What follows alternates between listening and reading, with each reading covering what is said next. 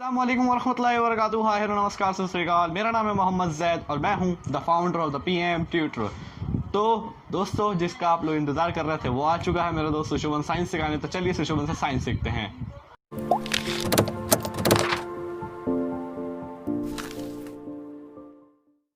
Hello friends, मैं हूं सुशोभन लिम्बोलर। आज मैं आपको इस वीडियो में फिजिक्स के पहले चैप्टर का रिमेनिंग पार्ट सिखाऊंगा। पर उससे पहले मैं आपको ये रिक्वेस्ट करता हूँ कि प्लीज़ हमारे चैनल को सब्सक्राइब कर दीजिएगा, क्योंकि फिलहाल हमारे चैनल के सिर्फ 82 सब्सक्राइबर्स है। हमारे चैनल का टारगेट 100 सब्सक्राइबर्स है। तो प्लीज़ हमारे चैनल को सब्सक्राइब कर दीजिएगा, क्योंकि हमें ये टारगेट भी अचीव करना है।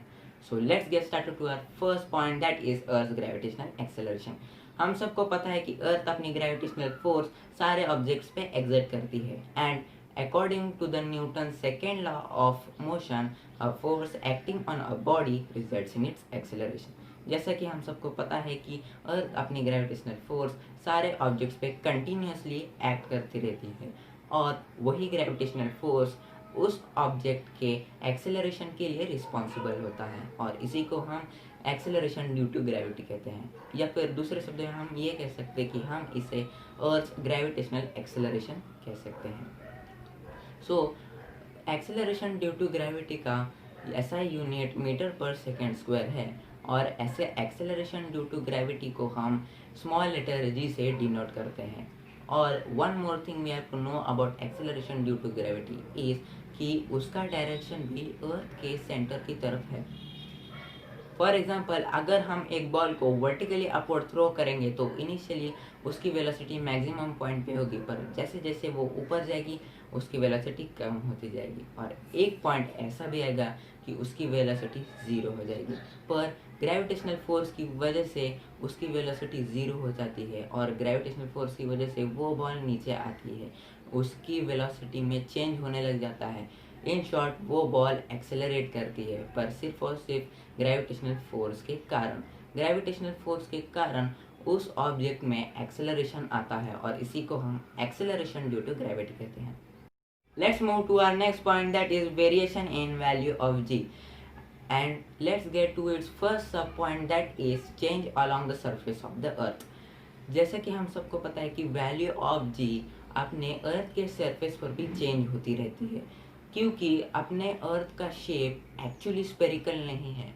उसकी रोटेशन की वजह से अपनी अर्थ पोल्स की तरफ फ्लैट होती जा रही है, और अपने इक्वेटर की तरफ बल्ज होती जा रही है, और इसी की वजह से अपने अर्थ का रेडियस पोल्स की तरफ लोएस्ट होता है, और जैसे जैसे हम उसके इक्वेटर की तरफ जाते हैं उसका रेडियस बढ़ते जाता है, और इक्वेटर पे उसका रेडियस हाईएस्ट हो जाता है।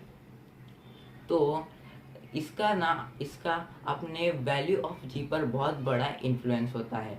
इसकी वजह से वैल्यू ऑफ जी हाईएस्ट होती है अपने पोल्स पर, और जैसे जैसे वो अपने इक्वेटर की तरफ जाती है वैसे वैसे वैल्यू ऑफ जी भी कम होती जाती है, और वैल्यू ऑफ जी अपने इक्वेटर पे सबसे लोएस्ट होती है।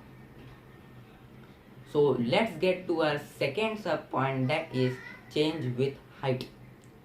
इसमें ये कहा है कि जैसे जैसे हम अर्थ के सरफेस के भी ऊपर जाएंगे, इक्वेशन में का आर का वैल्यू वैसे ही बढ़ेगा, और वैल्यू ऑफ जी कम होते जाएगा।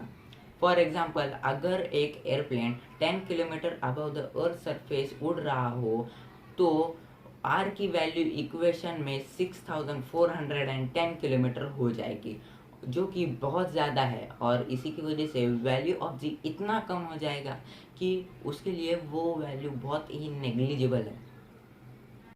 सो let's get to our next point, that is change with depth. इसमें ये कहा है कि जैसे जैसे हम अर्थ के डीप तक जाएंगे वैसे ही हमें अर्थ के रेडियस और मास का थोड़ा पार्ट ही कंसिडर करना पड़ेगा, और इसकी वजह से इक्वेशन में का आर का और एम का वैल्यू डिक्रीज हो जाएगा, and as a combined result in the decrease of R and M value of G भी कम हो जाएगी।